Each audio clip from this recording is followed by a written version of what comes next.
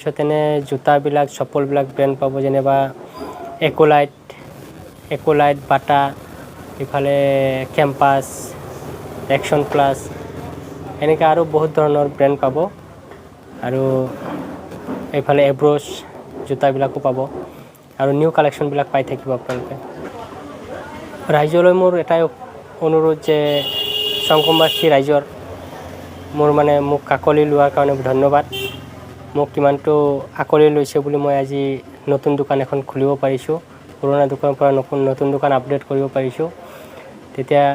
সংগমবাসী ৰাইজৰ কাৰণে মই যিকোনো মাল লওঁতে আপোনাৰ